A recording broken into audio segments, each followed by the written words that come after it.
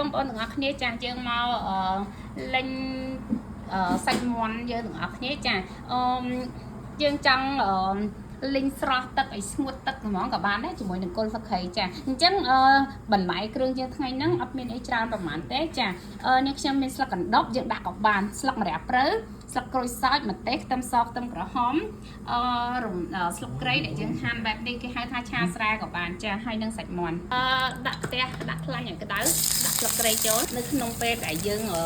រំលឹងខ្ញីរំលឹងស្លឹកគ្រៃឲ្យក្រៀមនេះខ្ញុំដាក់ខ្ទឹមសខ្ទឹមក្រហមចូលរំពងខ្ទឹមសខ្ទឹមក្រហមហើយនៅស្លឹកគ្រៃនឹងឲ្យក្រៀមចូលដំណើរគ្នាតែម្ដងបងប្អូនតបពីខ្ទឹមក្រហមខ្ទឹមសយើងហើយនឹងនេះឡើងក្រអូបឈ្ងុយក្រៀមប៉ុណ្ណឹងយើងអាចដួសឲ្យទុកមួយលើតពីហើយគឺយើងដួសទុកហើយយើងត្រូវតែចាក់ទឹកមាន់ទៅប្រហែលទឹកមាន់នេះបើសិនជាយើងចង់ឆ្ងាញ់យើងត្រូវតែបំពងវាឲ្យឡើងស្រួយតែបើសិនជាបងប្អូនមិនចូលចិត្តស្រួយទេក៏យើងធ្វើលក្ខណៈដាច់ឆាធម្មតាក៏ឆ្ងាញ់យ៉ាងដែរហ្នឹងទៅតាមចំណង់ចំណូលចិត្តដែលយើងចង់បំពងសាច់នឹងឲ្យស្រួយយើងអាចបំពងសាច់នឹងស្រួយណាតែយើងកំឡុងពេលដែលយើងបំពងសាច់មាន់ចោលយើងមកប្រឡាក់សាច់មាន់ទុកមួយលើពេលដែលយើងប្រឡាក់យើងបុកតែអំបិលម្ទេសអំបិលម្រេចហើយនឹងខ្ទឹមសយើងចូលទៅសាច់មាន់ដែលយើងលាងស្អាតហើយយើងដាក់តែអំបិលដាក់តែប៊ីចេងចាបើសិនជាយើងដាក់ស្ករយើងលួចស្ករបន្តិចទៅហើយសាច់មាន់ដែលលាងស្អាតហើយគឺថាយកសាច់មាន់ហ្នឹងមកប្រឡប់តែម្ដងដើម្បីឲ្យសាច់មាន់យើងឆ្ងាញ់យើងប្រើអំបិលកាលីកចាដាក់វាជាមួយនឹងអំបិលម្រេចរបស់យើងវាធ្វើឲ្យឈ្ងុយល្អចាយើងក៏លួចប្រេងខ្យងបន្តិចដែរទៅគឺយើងលាយគ្រឿងទាំងអស់នឹងដាក់ចូលក្នុងកប៉ុនចាក់ប្រេងខ្យងចូលបន្តិចចាត្រឡប់គ្រឿងចូលទាំងអស់គ្នាទៅគឺថា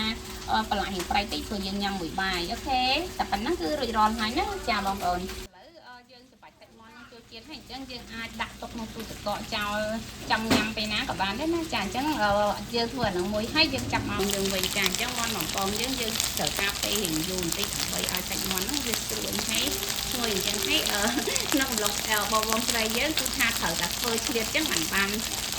លឿនទេចំណេញពេលវេលាយើងចាប់ដើមមកមើលមាន់បំពងយើងវិញមាន់បំពងបងចង់ឆាសាច់មាន់នោះស្រស់ចូលគ្នាតែម្ដងក៏បានតាមស្ទាយអ្នកធ្វើបងយកមកបំពងប៉ាន់នេះខ្ញុំក៏បានឬមួយក៏ឲ្យស្រួយជាងហ្នឹងក៏បានទៅតាមចំណង់ចំណូលចិត្តណាបងប្អូននេះបន្ទាប់ពីសាច់មាន់យើងក្រៀមបានល្អខ្ញុំគិតថាប៉ុណ្ណឹងវាអូខេហើយយើងដួសវាទុកមកលើសិនអញ្ចឹងយើងចាប់ដើមមកដាក់ផ្ទះថ្មី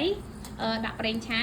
វាម្ដងទៀតបងប្អូនអាចឆាខ្លាញ់ចាស់ក៏បានចាបងប្អូនទាំងអស់គ្នានៅក្នុងនេះមានខ្លាញ់ដែលយើងដាក់ក្តៅហើយយើងប្រើរំដេង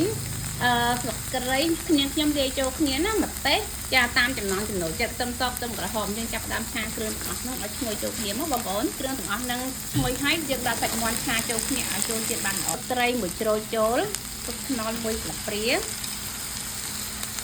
ប៊ីចេងកន្លះស្លាបព្រាទឹកត្រីរៀងច្រើនអញ្ចឹងហើយនេះខ្ញុំអត់ប្រើអំបិលទេចាដោយសារយើងប្រើអំបិលខ្នុរក៏វាមានជាតិប្រៃតិចដែរចា